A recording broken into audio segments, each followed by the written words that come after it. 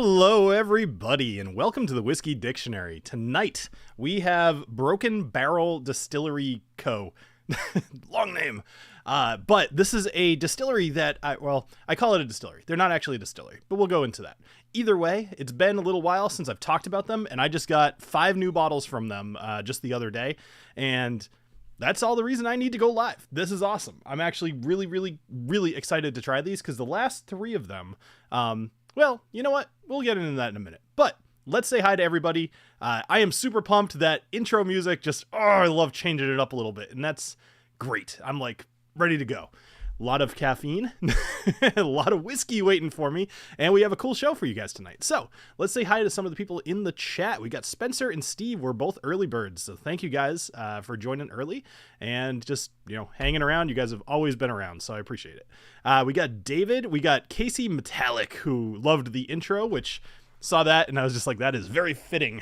We got Alexander, Tater, and Casey again. So, Paul, hey, welcome. So, while we're waiting for people to filter in here, let me tell you guys a little bit about what we're doing tonight. So, what we've got going on is a number of, 5 bottles here from Broken Barrel Whiskey. What they do, it's a really cool process. So this guy, Seth, right? He was the CEO, or still is, the CEO of the company. He had this idea. He was about 29 or so, coming off the success of another liquor company called, I think it was, what was it? It was like Spirited Distiller, something like, basically it was flavored vodka. Same kind of idea as this, but then with vodka. So he was 29 and he decided to try something new with whiskey. So he sourced some bourbon and he got a whole bunch of barrels and he broke them up and he stuck them in the whiskey. Now, this is not a new concept, but the thing that makes them a little bit different is that it doesn't just stop there. They don't just mix in the staves with the whiskey. They kind of make the barrel a bit of a Franken barrel and they'll put like different kind of heads on it, similar to think Oak Cross from Compass Box. Just kind of incorporating different ideas to try to get all kinds of crazy flavors out of this stuff. It's a cool concept. You might remember this distillery. I need to stop calling it a distillery. They're not a distillery. You might remember this brand from a few years ago, back in 2019, maybe early 2020. I reviewed 3 different whiskeys from them. I actually still have the bottles. They had the Broken Barrel Mizunara finish. They had the Broken Barrel Isle of Peat finish. And then they had the Broken Barrel Cask of Amontillado, which won a whole bunch of awards, actually. And all 3 of them I liked for different reasons. The Peat one didn't quite do it for me. The Mizunara was definitely the clear-cut winner to me. But when they contacted me actually the other day, this is like maybe 2 weeks ago, and this guy Aaron got in touch with me and he was like, hey, I want to introduce myself. I'm this guy, blah, blah, blah. I was like, well, actually, I've worked with you guys before. It's been a few years. I understand why it might go that way, but that's totally whatever. And he's like, I want to send you some whiskeys. Sounds good to me. Good reason to do a live stream. So they've completely rebranded. They've done a whole bunch of new stuff. And yes, Mamuka mentions Oak Bill, which we'll talk about in a minute here. They've completely rebranded. Still the same stuff, just not... I really can't just dance around this. Let me give you guys some information, and then we're going to pop a bottle. But while I'm talking for a minute, let me know. I want to know 2 things, because I've noticed something that doesn't sit well with me. Whenever I come in here, I chat with you guys, we talk, and I kind of get to know you for like an hour. And some of you guys hang out in the Discord, and I get to know you quite a bit more. What I don't know is, where the hell are you guys all from? Because I know that I have viewers from literally around the world, which is super cool. I have a ton of viewers, obviously, in the US, and a ton of people actually in India, which is pretty cool. Canada, the UK, like, I have areas that have more than others, but I actually have a very diverse group of followers. And so people who show up to the live streams, I imagine that a lot of it is based off where you are, whether you can come or not. So if you're watching this in the future, drop a comment down below and let me know where you're from. If you're watching this now, tell me where you're from. And let's see, we got Southern California. So Tater, very, very nice. I'm actually a little jealous. Well, not quite, because you're just finishing your workday. You're only 5 minutes off. But I appreciate you coming by. We got Montreal. We got Eugene, Oregon, New Jersey, New York. I'm currently at my desk in my office at my house. Okay, fair enough. Hamburg, Germany. See, that's exactly what I'm talking about. Nice to see you. What time is it there in Germany right now? Let's see. So London is 6 hours ahead. So I am 8 o'clock. So it's blah, blah, blah. Okay. So wow, it must be like very early in your morning, I would guess. So New Zealand here. Nice. Midday Saturday. Awesome. Australia. Nice. You get no complaints. We had 89 today. Yeah, it was freaking hot here today too. It's just out of nowhere. It was like, I think we actually had last weekend. I was up in New Hampshire, like 5 days ago, and there was a foot of snow still on the ground. And today it's 89 here in Massachusetts. So absolutely insane. Anyway, so all right, Akron area, Ohio, cool. Well, I'm gonna look through these in a little bit because it genuinely interests me to see where people are actually tuning into. I've always fiddled with the days that I do live streams, and Friday nights kind of works for me sometimes. That's why I don't live stream every single week, but I'd like to kind of know how this works. So anyway, let's get back to the situation at hand, because I have actually been very excited this whole week to talk about these. I've unwrapped them, but I haven't popped any corks yet. So I get to try 5 new whiskeys tonight, and that's something to look forward to. All right, so let's kind of recap just a little bit for anybody who might have dropped in here. So we've got Seth Benheim, who is the CEO. He started a new company where the whole concept was he wanted to take old barrels from basically used barrels from wherever he could get them if they were interesting, break them up, stick the staves into already pre-aged whiskey, which he gets from the Green River Distillery, which is in Kentucky, and then basically just ages it that way.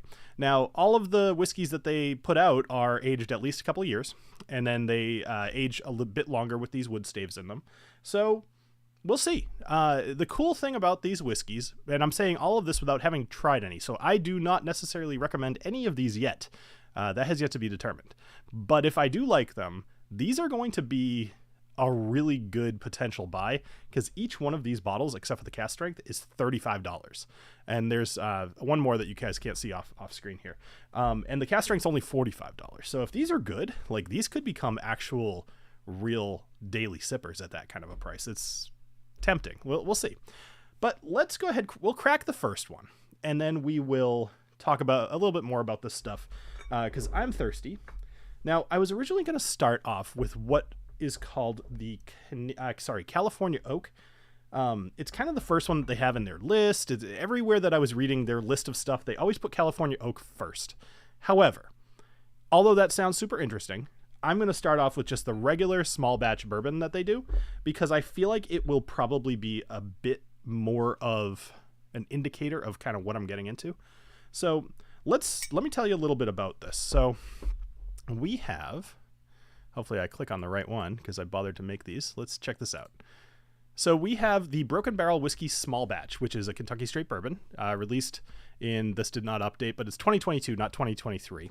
It's 95 proof, and like I said, it's $35. Now, the mash bill here is also important, but there's something else called the oak bill. Now, the mash bill is 21% rye, 9% barley, and then 70% corn. So, very solidly bourbon. But they have a thing called the oak bill. And this is what I was telling you about, where they break up the barrels and they kind of put it all together. And in this case, I'm definitely going to be reading from the sheet a bit today, so don't mind that. So their oak bill is 40% ex-bourbon, 40% new French oak, and 20% sherry cask. Now, I did not look into the, well, I did look. I read through all of their stuff. They didn't say which kind of sherry. I might be able to tell from the taste, but we'll see. At 20% sherry, I'm guessing it's more just going to have an influence rather than be like, oh, that's definitely Oloroso or definitely PX. Let's see. All right, 95 proof. So let's just go ahead and jump into this. One thing I will say, just because I'm kind of a sucker for this too, I love a good marketing thing. If your bottles have some sort of continuity, I'm all about it. I have like all of the spot whiskeys. There's several others. I'm trying to think, like the Redbreast, the way that the boxes look. I love that. There's probably others up there, like even Knob Creek. I don't buy a ton of Knob Creek, but just the fact that they all look the same and they're just like a little bit different, love that. So when I saw these, I was like all about it immediately. So hopefully, hopefully I'm not just bought into the to the look. So this is going to be 95 proof, 47.5%. Let's go ahead. We'll pop this cork. Not bad, not bad. I will say I like this cork. Let's see if you can see. Yeah, you can see that. See how it has that little like bevel in there? That's pretty cool, and it feels good.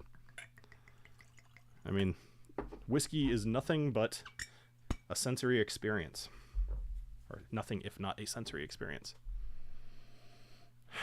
So Mamuka says he tried only one so far, and it's the one I'm about to have.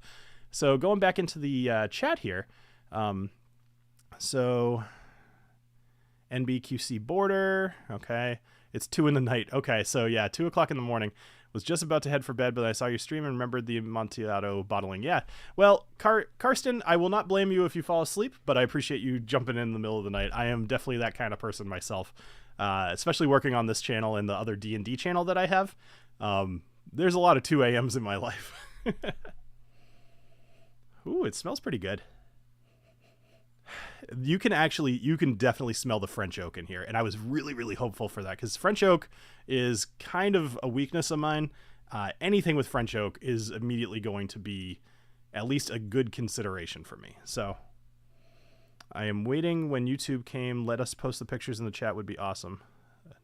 Oh, that would be cool actually. If YouTube let you post pictures in the chat. Can't imagine they will ever let you do that though. Although, you know, with all the AI stuff that they've got going on, they might actually be able to scan pictures for problems a lot faster. So we'll see. Maybe someday. Thank you, Steve A. Yeah, that's a link to the Dungeons and Drams other channel that we do with some other whiskey tubers. Right now it's Ed from the Rocket Review, Jason from the Mash and Drum, Adriana from Whiskey Mountains, and Clifton from Bourbon Bites. And I'm running as the DM, and they are all my players, and I try to kill them weekly. So, so far unsuccessful, although very close. As recently as last week. This smells very good. I really am kind of putting this off a little bit because I'm hopeful that this tastes as good as it smells.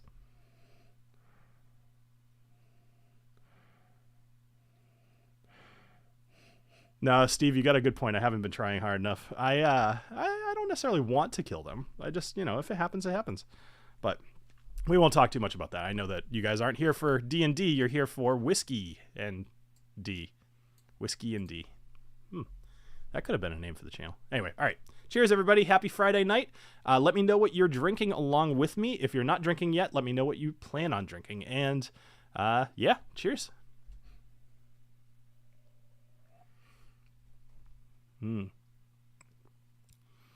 Okay. First impression is a good one. I saw your question, 60 hertz. I'll answer that in a sec. So let me tell you, the finish is still going. Wow. This is a $35 whiskey, and right now the only complaint I have about it is it tastes just a tad bit thin. But even that, it has like a long finish. So let me see if I can describe that better, because if I said something was thin, I would typically, that would, to me, would also mean it doesn't have much of a finish. Wow. The rye in here is so prevalent. It's only 21%, which, I mean, that's pretty solid for a bourbon. But it's not like crazy, you know. It's not like a 30 something. I could still taste it. That's pretty good so far. I'm feeling really good. This would almost. I was about to say this would go really good in like a Manhattan, and it probably would. But I'm also trying to think if like is this too good to do that with? But probably not, because I've put way more expensive stuff into Manhattan. But this is really good. All right, let me try another sip and see if I can give you some detail.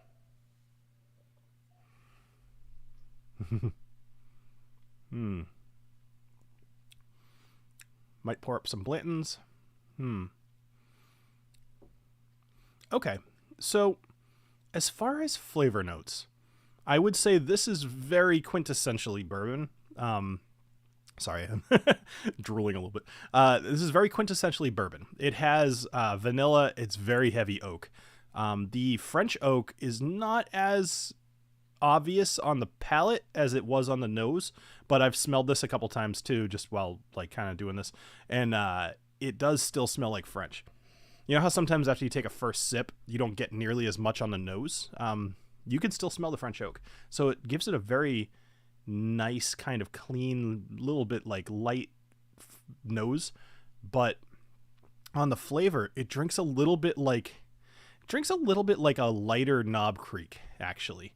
I considered Knob Creek to be a pretty heavily oaked kind of bourbon. Obviously there's way more, but as a general drinker, like I usually taste mostly oak when I drink Knob Creek. This is reminiscent a bit of that.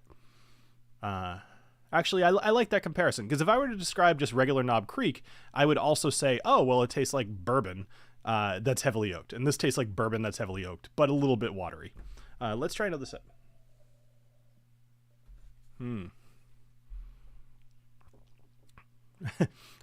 Gerard got a free bottle of Tiger Thick. And I think I'm going to try it. I have not tried that yet. I finally saw it in the store the other day. It was very tempting to do a video on that after what happened with Ed's video where it just blew up. But I don't know. I mean, I can only do so many videos. All right, that just means only small batch and cask strength available in Oregon, $36.95 and $49.95. Yeah, that's about right. This one's $35 MSRP and the other one's $45 MSRP. So that sounds pretty good, David. Once we try the cask strength, I'll let you know if I think it's worth it.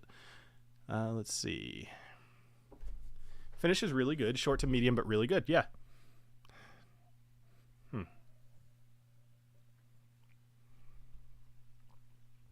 Nice. Alex poured a dram of Talisker 18, which was the video I put out earlier today. Not that any of you guys saw it. So I think I need to start doing some videos that aren't just reviews. I think that age has come and gone. There needs to be some, because that's just kind of the bread and butter. But I think I need to do some more varied type of videos. I feel like I've always had it in me to do the next big video. I often get bogged down by how many bottles I still have to go through. Have you tried the Lefroy 10 Cask Strength? I saw your L10. Yes, I have. And yes, it is amazing. And yes, you should buy it. So earlier somebody asked, I think it was 60 Hertz. Yeah. So is this their distillate or is it sourced?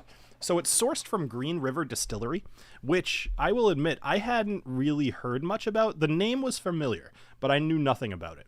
And so I went and looked, and it's one of these distilleries that was open forever and ever and ever ago, like pre-Prohibition, and then closed down forever.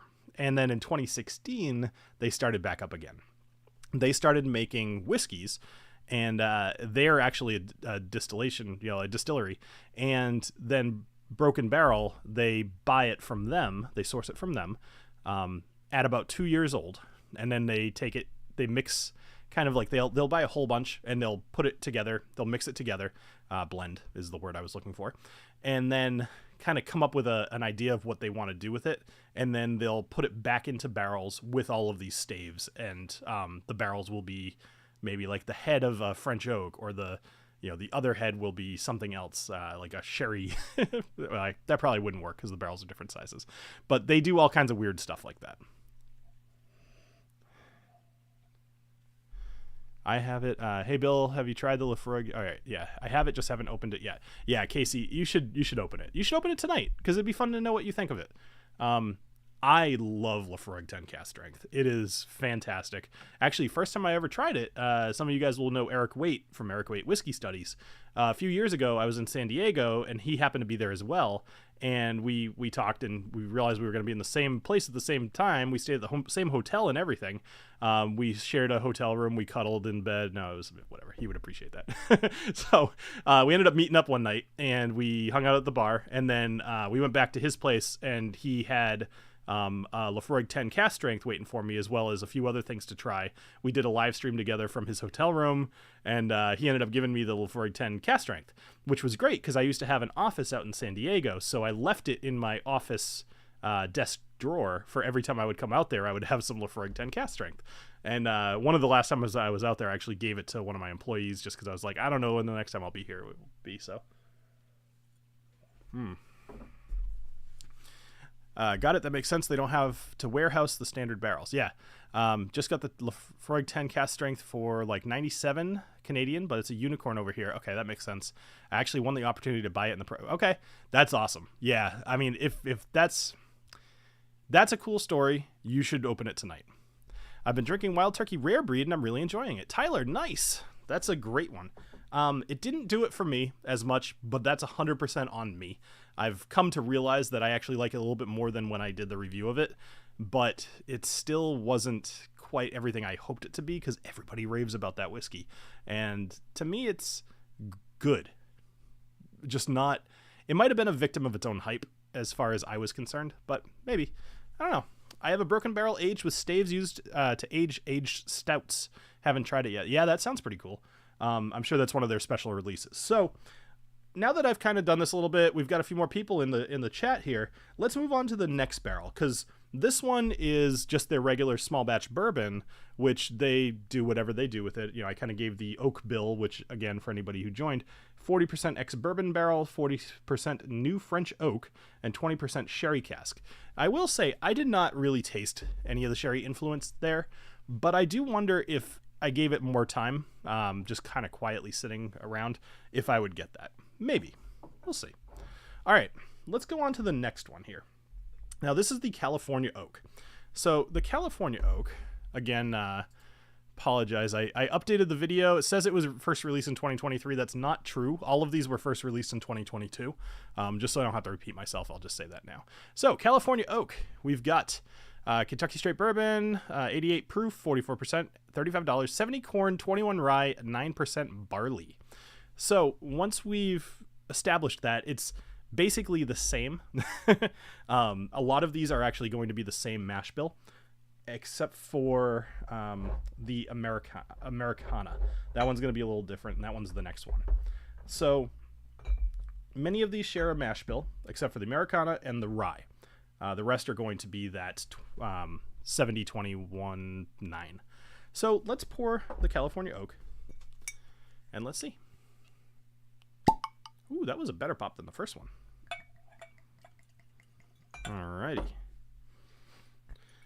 You know, it is nice pouring a whiskey with you guys on a Friday night. I like this. It's great. One thing I'm noticing that's bothering me as I was trying to be nice, about, say something nice, it was immediately bothering me. This one has a different kind of cork than the other four. And actually, this one has a different kind of cork than the other four as well. Just a little bit. But that's strange. I wonder why they do... Actually, this one's different too. They're like all almost the same. It's really strange. I wonder why that is. Huh. I'll have to ask them about that, because that's a little strange. Okay, so were these pricey bottles? No, they're all $35, believe it or not. I was shocked, actually, when I saw this, because... So here's what happened. I work from home now. Got a delivery the other day, and I just assumed it was the wife buying, like, whatever she buys. And I went upstairs, and 2 huge boxes. One of them was stuff that the wife bought. The other one was an unknown box of whiskey. And I shook it a little bit just to see, because usually you could feel like it's, liquid. And it didn't make that feeling. So I was like, who sent me something? And I truly could not think of who sent me anything, because I think it was a couple of weeks ago where I told this company that I was interested in drinking their stuff. And so I completely forgot about it. And I was suddenly just like who sent me a giant box full of packing peanuts? I mean, this was a large box. It was like, I don't even have anything around here that I could show you, but probably like 40-inch long box. And so I open it up, a whole bunch of packing peanuts. I start digging. I was like, oh, definitely whiskey. So I pull out the bottles, but they were bubble wrapped to the point where I couldn't see through them. So I was like, did a fan send me something and just not tell me? Maybe it's somebody that I've talked to in the past. And so I take out 5 bottles. I was just like, holy crap, what is this? And I started unwrapping them, and I realized what it was. And I was just like, holy crap, 5 bottles of whiskey. So always a good day when that happens. All right. I am very excited to try this one because it's kind of like a experiment. But let's talk about that oak bill again. So this is 80% California Cabernet casks, which sounds pretty cool. 20% new French oak staves. So I would say I really like Cab Savs. As far as red wine goes, that's probably what I'll drink. but I dabble in everything else too. But Cabernet Sauvignon is very much what I drink. French oak too is, like I said, a big favorite of mine. So this has a lot of potential. Let's go ahead and nose this. They are all 750s. This smells very interesting. Very heavy influence from that red wine. It doesn't have the pepperiness that I would kind of expect. But it is a little fruity. So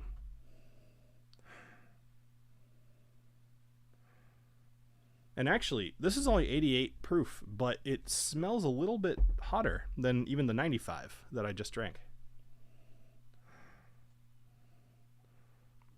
Is it a Staves or Staves? Oh, I say Staves.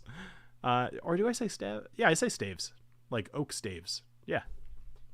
Staves.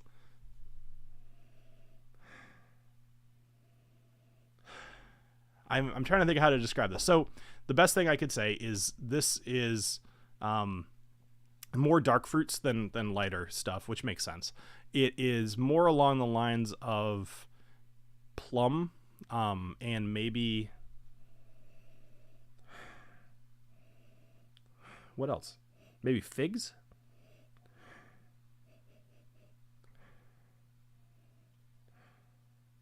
I'm trying to look at what they put for the notes here because I'm at a loss. They really didn't put much, which is interesting. They say dates.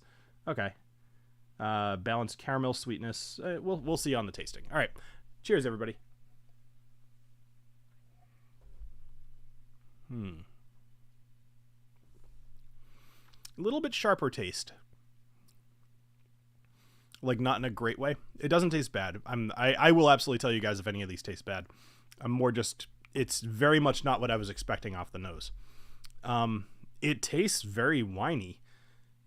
Is that the word that you guys would use, winey, as well? I think that's what I would probably say. It tastes very, very, very tannic, actually. What else? All right, 60 hertz. Nice to see you. Thanks for stopping by. Enjoy your lunch. You too, Karsten. Appreciate it. And I guess Auf Wiedersehen. Alexander. Sometimes. Okay, so the flavor, this is an interesting one because, all right, picture drinking a red wine, right? Picture drinking a Cabernet Sauvignon. I consider most of them, if you're drinking a good one, to be very tannic. And that is most what I'm getting here. It is extremely drying on the tongue, to the point where I'm going to drink some water before my next one. This is what I'm starting to notice from these two so far, and I'm very curious if it's going to continue down the line. I will say that I have my expectations set properly for a $35 whiskey, and so when I try something and it's interesting, that's honestly enough for me, as long as it's not an off-putting interesting, which none of these have been so far. But what I am noticing is that they tend to be kind of one or two tone, and that's okay. When I drink this, I think this is kind of neat because it's like you try a sip of it and you're like, oh wow, that's the effect that a Cabernet Sauvignon stave would have. Cool. But I don't necessarily say like, wow, I need to get that again. I do actually feel a little bit that way about this one. I think this is a fun little gimmick. I don't necessarily know right off the bat. I'm going to come back to this one towards the end of the show. I don't know that I would get this one, but I do so far really like that one. That being said, I do think I'm kind of happy that I tried this one because it's fun. And Cabernet Sauvignon is not used nearly enough. It's a very flavorful wine, or, it can be. So, I don't know. Interesting. Let's put that to the side. So far, yeah. I don't know. I don't expect all 5 of these to be hits. So, we'll move along to the Americana. Now, the Americana is an interesting one. This one is, I believe it's 80% corn. So let's see what this is. So we've got 100 proof. 80% corn, 14% rye, 6% barley.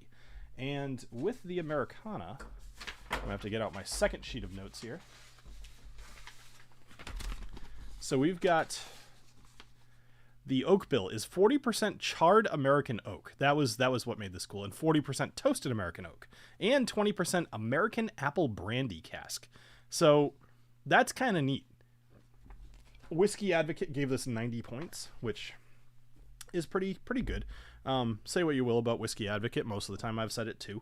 But, you know, they still do a pretty decent job. So certainly beats the Whiskey Bible guy there.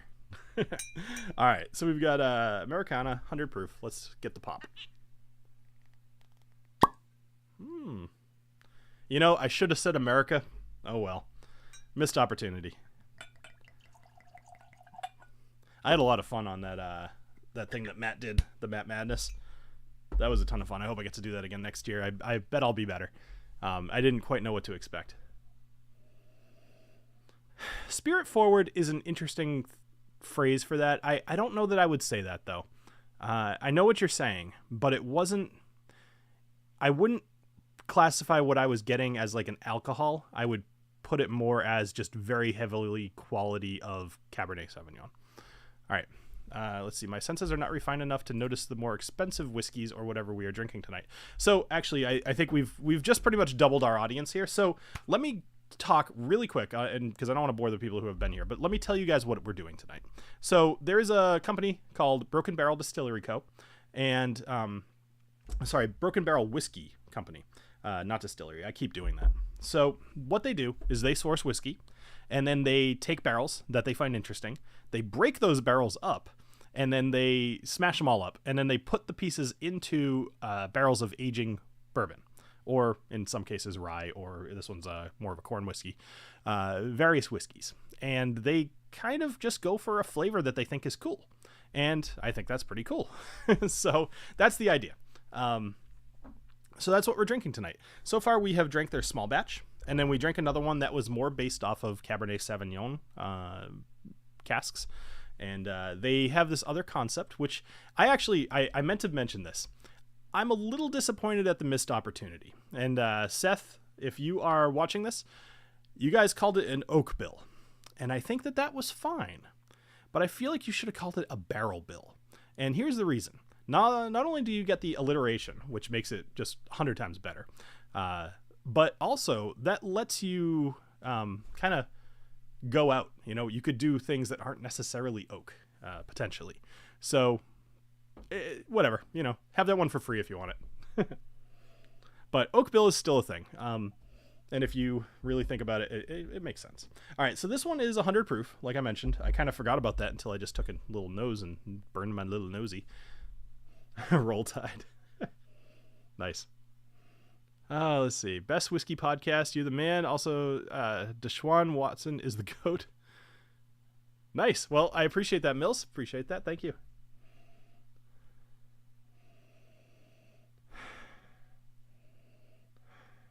Is that different from something like 3-chord that will blend it, or I believe finish in a certain cask? So great question, Alex, because thank you. I appreciate that. So 3-chord does a couple of things. 3-chord will blend and then age in things that they think are cool. So they'll find barrels from wherever, and then they will age it in those barrels, which is sort of what they're doing here, except they go one step further, and they will Frankenstein those barrels so that you're not just getting like I don't know, let's say like an trying not to pick Jack Daniels. Let's say New Riff. Let's say that they get a barrel from New Riff. They'll take that, and then they'll say, all right, this is cool. I like the staves, but let's get rid of the heads off the barrel and put some French oak heads on there. Or one French oak, and then we'll replace some of these staves with something else from something else, and then to top it all off, we'll put some Cabernet Sauvignon staves inside the barrel while it's aging. And that's what they do. They kind of are going a little crazy, and I love that because American whiskey allows you to be a little crazy. And the fact that the rules are not solid yet means that they're still able to be crazy. And I do kind of like that. Good question, Colin. How widely available is this? According to what I saw earlier today, So it's available in person in 33 states. If you can't find it in those states, you can order it from kind of like Reserve Bar, Flaviar, Drizzly, one of those kind of sites. So Johnny got his at Total Wine, which makes sense. We have one here at the Total Wine near me. It's not any of these that I have here. It's I think it's called like Infuse or something like that. So, all right, let's go ahead and talk about this whiskey.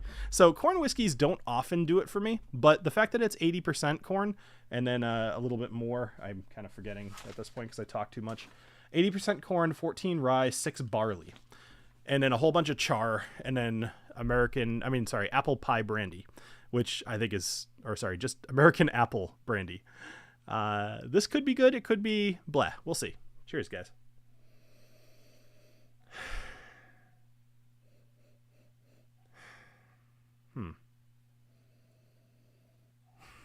I'm trying to smell the apple brandy. Forgive the eyes closed here. I just kind of need to concentrate, you know?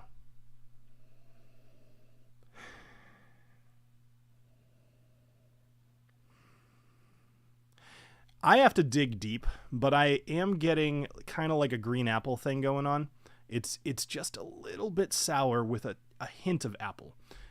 I would expect a little bit more from an apple brandy.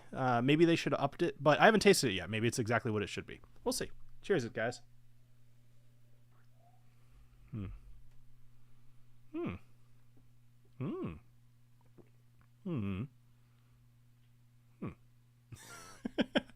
It's a roller coaster. So, initial taste, really good. Kind of like mid palate, pretty good. And then it's almost like the alcohol was a little too high, and it took over for a second there. But then the finish is nice and long and full. As far as actual flavors here, that's where that apple brandy is coming through. You can definitely taste it here. Again, very tannic, kind of giving away that. Well, this is a different mash bill, actually. So, obviously, the tannic will be coming from the barrel more so than anything. But I'm trying to figure out, because for a second I was going to say it's similar in taste to the original one that I tried, but it's actually not. It's not sweet the way that you would expect an 80% corn to be. Let's try another sip. Hey, Eric, I was talking about when you and I were snuggling over in San Diego earlier. Somebody was talking about the Lafroig 10 Cask Strength. Let's see. The bourbon note. We've reviewed a couple of the main releases from Broken Barrel and also sampled some of their single barrel offerings, I'm guessing. Definitely a brand worth exploring. I would agree. So far, 3 of these I think are solid buys. This one is probably the most interesting. Actually, it's definitely the most interesting of the 3 so far. Not on the nose. Snuggle Stream 2023. Yes. I get to be Big Spoon.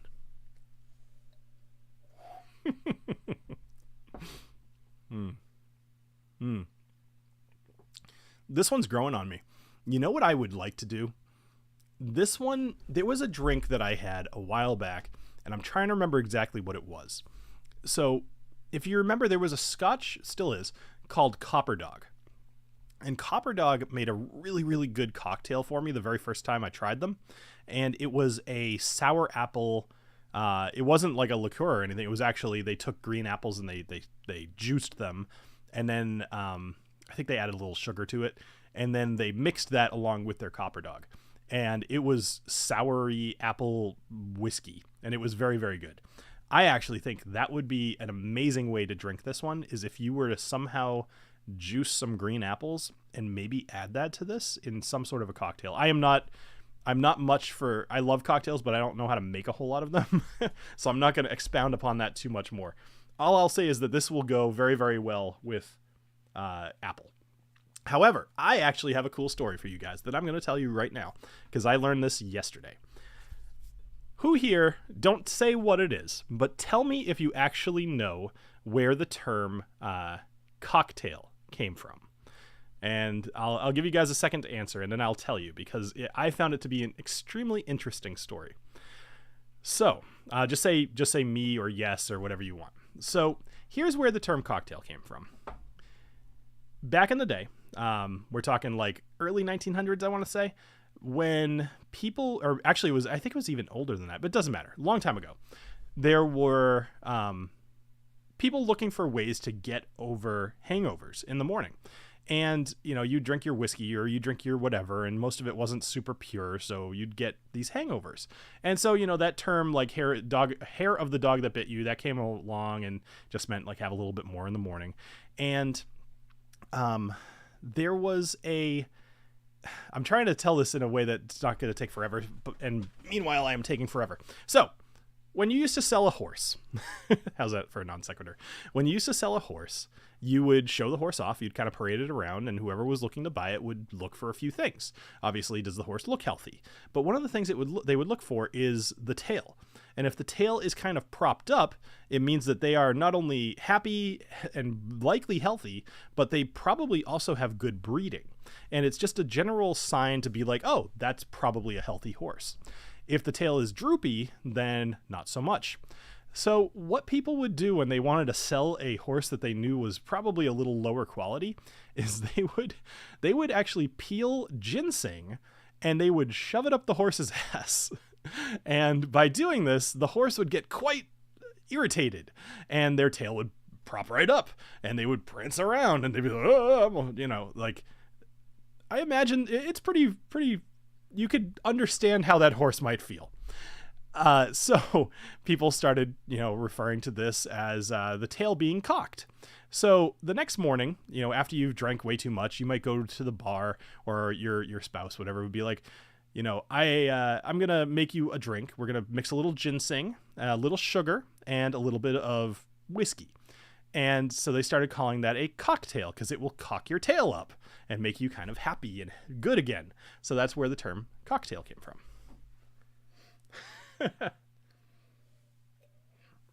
I thought that was a very interesting story.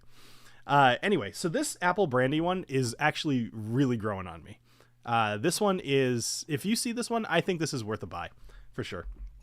One thing I really like about this Americana is, unlike the small batch where I kind of mentioned it was a bit thin, this one doesn't have that. And I think that's because of that 100 proof. It's really carrying a lot of the flavor. It is still kind of like 1-2 tone, and most of what you're tasting there is that apple with a bit more of a tannic flavor. So yeah, pretty good. That one's definitely worth $35 for sure. Excuse me. All right. So let's see what you guys got going on. So ginseng in the arse, Bill, we'll have to try that next time we get to meet up in San Diego. Well, we'd probably be among, well, actually, no, that's San Francisco. So yeah, sure, why not? All right. Up next, the Cask Strength.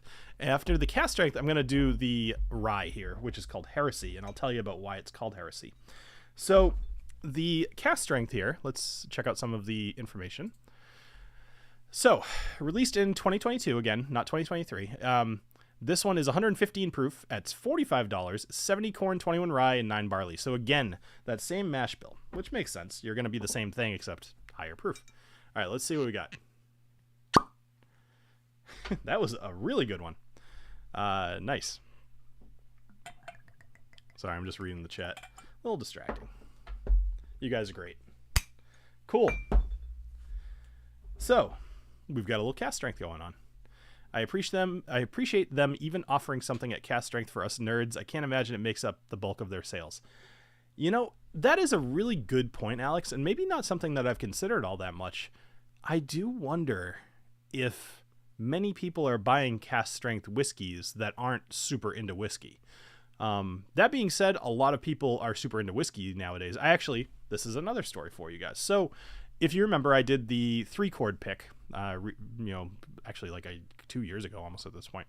And when I did that, when I got all of the bottles delivered, they actually sent along, they had 2 barrels and they offered me both. And I said, I'd like one. That'd be fine. I don't want to have 2 barrels. So they gave me a barrel and I cut the head off and I made the thing that you guys have seen in one of my other videos. It's like a little holder for the bottle number 1. And I've just had this barrel sitting in my garage forever. And I always wanted to do something with it. What I really wanted to do was take all the staves out and kind of clean them up a little bit and then make little, like, flight things out of the staves and then sell them. You know, I thought that would be kind of cool, but I never really got around to it. So I finally just put it up on Facebook Marketplace and I sold it yesterday to a guy. So guy comes by. He's like, yeah, I'm building I've got a bar in the basement. And I wanted to put some of these things on the wall to kind of look cool. And I was like, that's a great use for this. And I said to him, I was like, are you much of a whiskey drinker? He's like, yeah, I've got about 430 bottles. I was like, wow. Now, at my latest count, I think I'm close to about 300. I actually have no idea at this point. I should probably figure that out sometime soon. But anyway, so I said to him, I'm like, this is going to seem a little weird. But, obviously I'm a big whiskey guy too. And I had told him about the channel and everything. I was like, how do you feel? You want to come in the basement and like check out my whiskey and we can pour a couple? He's like, yeah, sure, why not? So we come down here and he checks it out and he's looking through everything, which is always a fun thing. I'm sure a lot of you guys have a good collection at home too, and it's just fun to show it off. So he's poking through everything. He was like, oh, you got that? Ooh, I have one of these, whatever. And then I was like, hey, why don't we have the 3-chord? Because you're buying this barrel, it'd be cool for you to have the whiskey that actually came in it. So we both poured some of the 3-chord. He loved it, of course. Definitely just such an awesome pick. And then that was it. And then he took away the barrel and I made $50 off of it, which is great. So yeah, I know. Well, that's exactly it, Spencer. I realized kind of after offering, I was like, I don't know him any better than he knows me, but he's the one taking the risk coming down to my basement. And I know I'm at least only kind of weird. So yeah. Ooh, this one smells good. There was something else I was good. Oh, just a quick reminder for everybody. So I have a new website. It's called Whiskey Dick Picks. It's DICPICKS. And I have some new single barrel picks there. One from Barrel Spirits and then one from Starward. So go check those out. I very much would love it if you guys would help me out with buying a bottle or two, just because I would love to do some more. But you need to kind of roll into these things. I have a few other people who are kind of like interested in doing single barrels with me, but the guy I'm working with, I'm kind of like, I want to sell a couple of these before I really dive in and start having like 5 of them queued up at a time.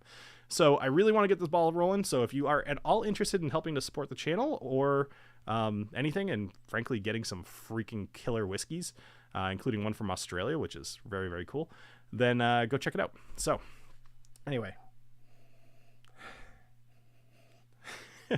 Okay, so the Cask Strength here. Sorry, I'm laughing about whiskey dick picks as well. It's just I felt as genius with that as I did when I came up with the whiskey dictionary. So anyway, this one's the Cask Strength of the original small batch that I had at the beginning. Off the nose, it smells like a Cask Strength bourbon. Again, it's got a bit of a reminiscent of Knob Creek, just right off the nose. Now, I am curious, is the oak bill on this the same as the small batch? I would guess so. 40, 40, 20, 40, 40, 20. Yeah, so it's 40% ex-bourbon, 40 new French oak, 20% sherry cask. So that's cool. And I do actually smell that sherry a bit on the nose here.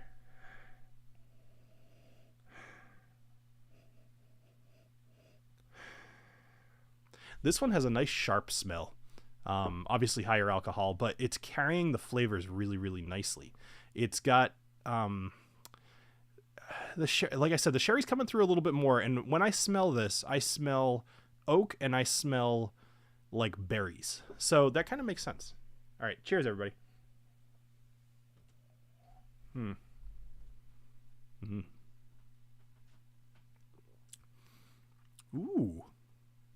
Ooh, that's a sweet spot for me. That one's good. That's only $45. Wow. That's really good. Okay, cool.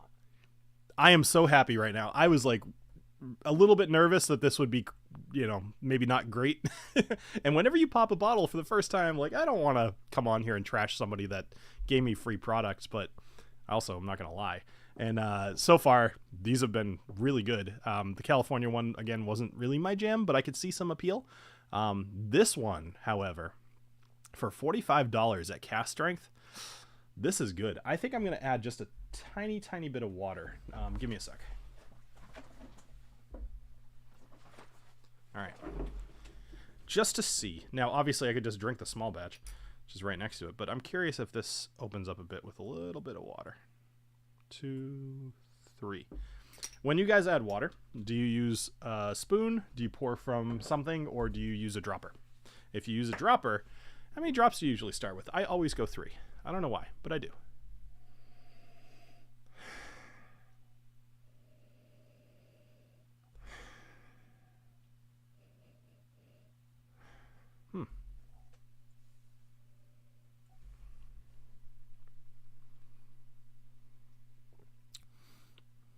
I liked it a little better before the water, actually. But the water does smooth it out just a tad. Overall, it does taste just like the small batch. It's very much a bourbon. It tastes like bourbon. It's got vanilla. It's more so on the vanilla caramel butterscotch than it is necessarily on like the and an oak. Than it is necessarily like. Well, that's kind of all of them, isn't it? That's pretty much a bourbon. Vanilla, caramel, butterscotch, oak. No apple, no pecans, no nuts. I'm trying to think of like what other classic bourbon notes there are, but it's really just bourbon. This would make a killer cocktail, this one right here. All right, so Eric uses a teaspoon. Yeah, that's a good way to do it. I've done that for a bunch of times too. I tend to overpour, or I tend to overmix water when I do that, but it also doesn't really matter. So something to know as well, I've been meaning to tell you guys this, and I'd rather not do it at the end where we might have less people.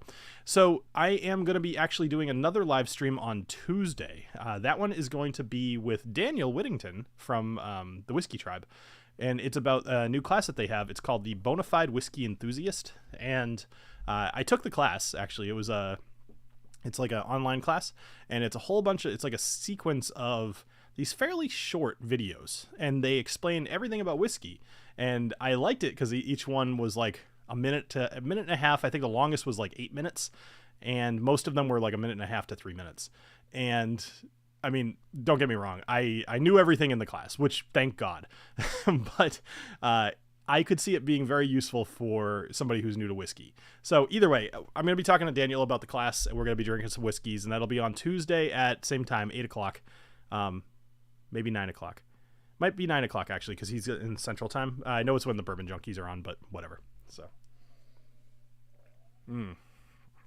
do I plan to review these as they kind of open up? Maybe. That would be fun. Part of the problem is my backlog is gigantic. So if I were to review these, it would only be because maybe they changed. But we'll see. You know, I've got kind of an idea to make heavier use of the shorts. Maybe I'll do a quick little review of these as YouTube shorts, but we'll see. Cask Strength so far, huge winner for me. That one is probably my favorite of the night, followed by the apple one, the Americana. All right, now this one's kind of fun. There's a tiny little story to go with it. Nothing major, but something interesting. So this is the Heresy, and this is a rye. Pop. Let's show you what's up with the rye here. So 105 proof, 52.5. It's $35. Again, 95% rye, 5% barley. Boy, that sounds familiar. However, it is not MGP. It's just a very commonly used blend. So this one's called Heresy, and the reason for that is that when Seth started up this company, he was breaking all these barrels using a big axe, and he was talking to people trying to get I don't know if he was talking to people about just what he was doing or trying to get investors or something, but there was somebody in the industry who basically called what he was doing sacrilegious, you know, breaking up all these barrels and just taking them out of circulation. They said, that's sacrilege, that's heresy.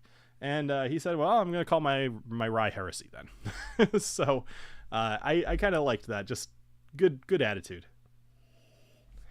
All right, actually, let me have a sip of water here. So Eric did the class as well. It reminds me of the early days of the Whiskey Vault when Daniel dropped more whiskey knowledge. Yeah, I agree. Yeah, I actually really liked the class. And what I liked about it, and I'll stop talking about it because I'm going to talk about it on Tuesday. What I liked about it was that I was kind of doing the class in between all the other hundreds of things that I do. So I would jump in and I'd do like maybe 2 or 3 of them at a time, and it would take like 7 minutes to do 3 of them, including the quizzes. So, okay, so the rye so far, it has a little bit of that like soapy nose to it, so I'm a little bit worried right off the bat.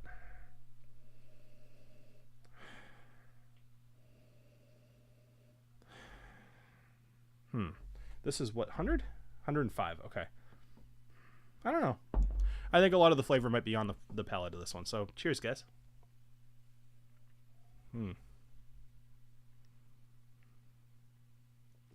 Okay. That's actually a pretty solid rye. Again, at $35. However, at $35, I'm trying to think. Is Pikesville still 40? Because Pikesville is still something I recommend to people quite a bit.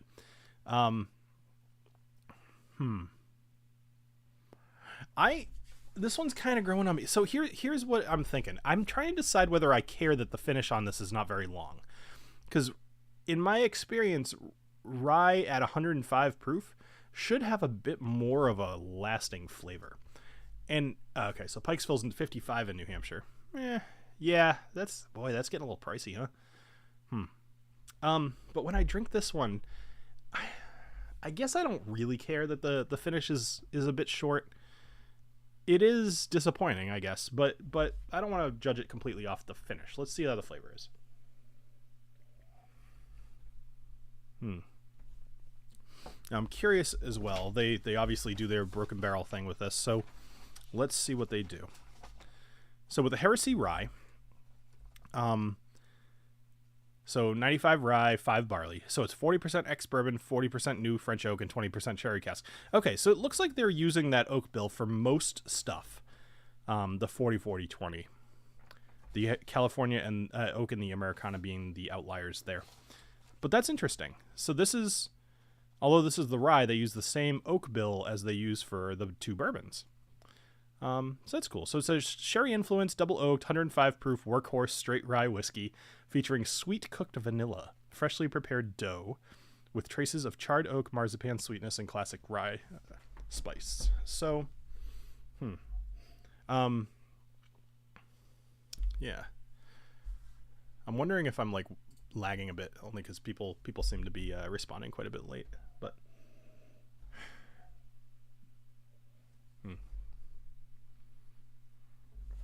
You know, it's not bad by any stretch of the imagination. I'm just wondering if it's... let's see, what other ryes are in the $35 rye range? I'm curious. I'm trying to think. It's been a little while since I've actually been shopping for ryes. Is Knob Creek about $40, I would guess?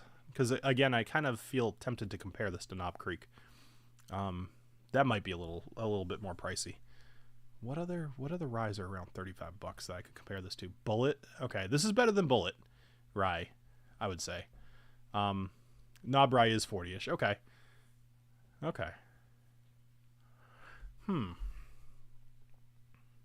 I would put this between Bullet and Knob Creek. Very close to Knob Creek. If it had the finish, I would say this was very similar to Knob Creek. It's actually interesting that a lot of these are reminding me of Knob Creek. I'm actually curious if maybe I should send some samples to Adriana and see what she thinks, or maybe to Adriana and Clifton and see what they think. I bet that they would like them.